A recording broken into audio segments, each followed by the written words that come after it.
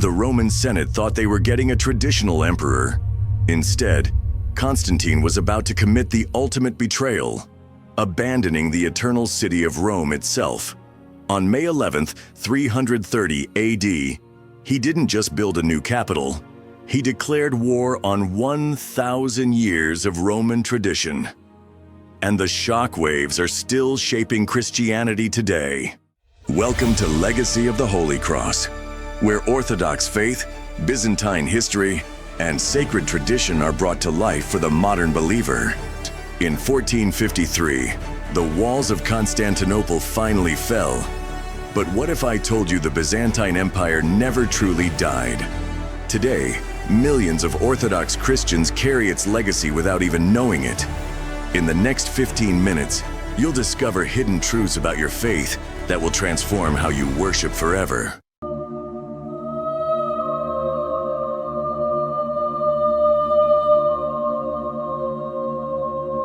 Before we explore the sacred architecture that shaped Orthodox worship, claim your free Byzantine Heritage Guide. 7 symbols that transform how you experience divine liturgy. Click the link in the description. It's free and takes 30 seconds. What you're about to discover will forever change how you understand the foundations of Orthodox Christianity and the divine providence that shaped our faith's greatest earthly stronghold. Imagine witnessing the birth of a city destined to become the heart of the Christian world.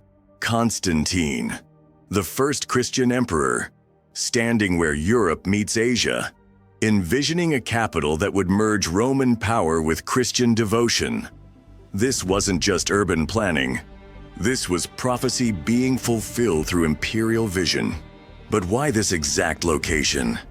Why did Constantine abandon Rome, the eternal city that had ruled the world for centuries? The answer lies in both divine inspiration and strategic brilliance that would echo through the ages. By 324 AD, Constantine had achieved what seemed impossible. He had united the entire Roman Empire under Christian rule. Yet Rome itself carried the weight of pagan tradition. Its temples, its customs, its very stones seemed to whisper of the old gods. Constantine understood that to truly establish a Christian empire, he needed more than conversion. He needed transformation. The location he chose was nothing short of prophetic. The ancient Greek city of Byzantium had controlled the vital passage between the Black Sea and Mediterranean for nearly 1,000 years. Here, the Golden Horn provided the perfect natural harbor, while the Bosphorus Strait offered unparalleled strategic control. But Constantine saw beyond mere geography. He recognized divine providence in this crossroads of civilizations. The emperor himself described receiving a vision while surveying the site. As he walked the 7 hills that would mirror Rome's topography, he claimed to see the outline of a great city blessed by God. This wasn't merely imperial ambition. This was a man who had witnessed the cross appear in the sky before his victory at Milvian Bridge, now seeking to build a capital worthy of the faith that had delivered him victory. The founding ceremony itself was a masterpiece of Christian symbolism merged with imperial grandeur. On that historic May morning, Constantine personally traced the boundaries of his new capital with his spear, walking for miles while his retinue struggled to keep pace. When courtiers asked where these boundaries would end, the emperor replied with prophetic confidence, "Until he who walks before me chooses to stop." What followed was the most ambitious construction project in Christian history. Constantine didn't simply rename an existing city. He transformed it into a new Rome that would surpass the old in both spiritual significance and architectural wonder. The emperor imported skilled craftsmen from across the empire, along with art treasures and relics that would make his capital the envy of the world. The Great Palace began rising on the site where Ottoman sultans would later build Topkapi. The Hippodrome, capable of holding 100,000 spectators, became the social heart of the city. But most significantly, Constantine began construction of the Holy Apostles, where he planned to be buried among the 12 apostles themselves, a bold declaration of his role as the 13th apostle, the one who brought Christianity to imperial power. Yet the true genius of Constantine's vision lay not in buildings, but in the spiritual transformation he accomplished. This new Rome would be born Christian, free from the pagan associations that haunted the old capital. Every street, every building, every institution would reflect Orthodox Christian values from its foundation. The emperor filled his new capital with Christian relics of unprecedented significance. The true cross, discovered by his mother Helena in Jerusalem, found its home in the imperial palace. The crown of thorns, the holy nails, fragments of the manger from Bethlehem, all were brought to sanctify this new Rome with the physical presence of Christ's earthly ministry. Constantine's vision extended beyond mere symbolism. He established the city as a center of Christian learning, founding libraries and schools that would preserve Orthodox theology for centuries. The emperor recruited the finest Christian scholars, creating an intellectual environment where faith and learning flourished together. The transformation of governance proved equally revolutionary. While maintaining Roman administrative efficiency, Constantine infused every aspect of government with Christian principles. Laws were reformed to reflect gospel values. The legal system began incorporating Christian concepts of mercy and justice. Even the imperial court adopted Christian ceremonial practices that would define Byzantine protocol for over a millennium. As New Rome born 330 AD became reality, a moment so pivotal it deserves commemoration on everything from monuments to the very t-shirts that remind us of this foundation. The city quickly evolved into something unprecedented in human history, a Christian empire's capital that would guard Orthodox faith against every threat.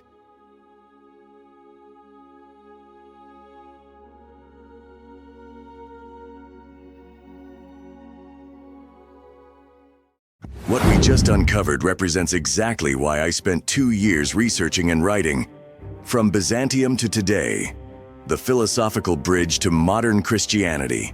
This isn't a typical ebook.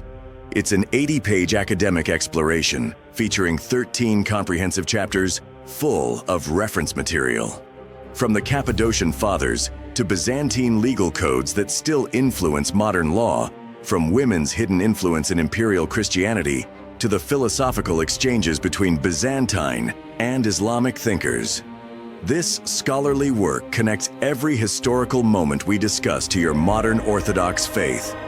Church leaders, seminary students, and serious Orthodox scholars, consider this essential reading. Click the link in the description and get this valuable academic resource.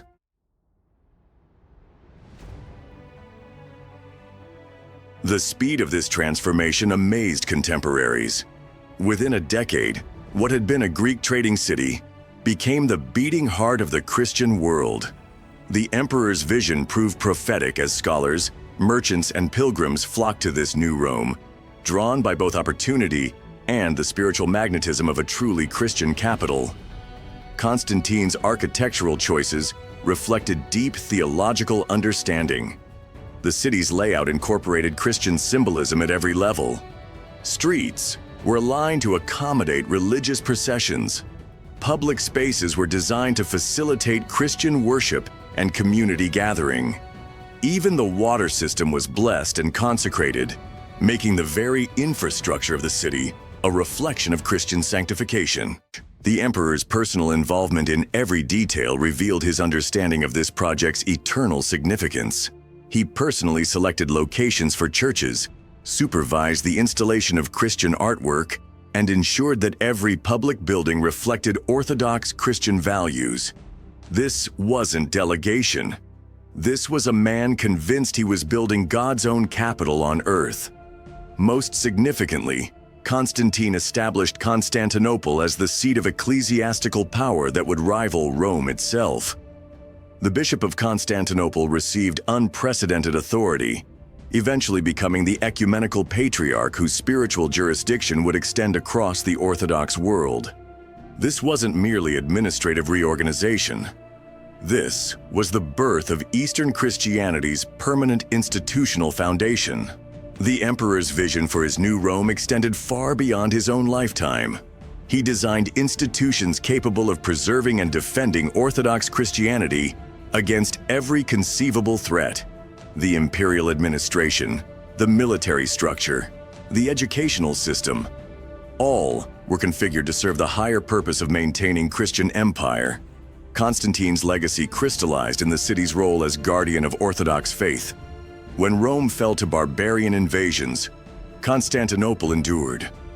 When Islamic armies swept across Christian territories, the new Rome stood firm. When theological controversies threatened to divide Christianity, Constantinople provided the stability necessary for Orthodox doctrine to develop and flourish. The emperor's vision proved prophetic in ways he couldn't have imagined. His new Rome would survive the collapse of the Western Empire, the rise of Islam, and countless military campaigns. For over 1,000 years, Constantinople would serve as the bulwark protecting Orthodox Christianity, preserving the faith through the darkest periods of Christian history. This incredible story of vision, faith, and divine providence offers profound lessons for contemporary Orthodox Christians. Constantine's example demonstrates how political power, when guided by authentic Christian conviction, can serve eternal purposes. His new Rome reminds us that earthly kingdoms, when built on gospel foundations, can indeed participate in God's eternal kingdom.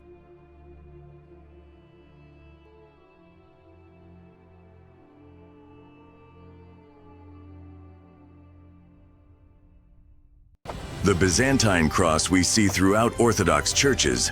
You can wear this sacred symbol with our Byzantine cross collection. When you understand its meaning and wear it with reverence, you're carrying 1,500 years of Orthodox power. Click the link in the description. The founding of Constantinople represents more than historical curiosity. It reveals God's providence working through human agency to accomplish divine purposes. Constantine's vision of a Christian empire wasn't merely political ambition, but prophetic insight into Christianity's destined role in human civilization. These moments shape not just political history, but the very trajectory of Christian civilization. As we reflect on Constantine's legacy, we're reminded that faith and culture, spirituality and governance can indeed work together to create something greater than either could achieve alone. His new Rome stands as eternal testimony to the transformative power of Christian vision applied to human society. The emperor who stood on the Bosphorus that May morning in 330 AD created more than a city. He launched a Christian civilization that would preserve Orthodox faith for over a millennium. His vision reminds us that with faith, courage, and divine guidance, even the most ambitious dreams for Christian society can become glorious reality. And if this story moved you, subscribe, like, and share it, so others may discover the deep roots of orthodoxy in the East. Transform your Orthodox understanding today. Download your free guide now. Deepen your knowledge with our ebook From Byzantium to Today. And wear your faith with our Sacred Symbols collection. Your spiritual transformation starts with action.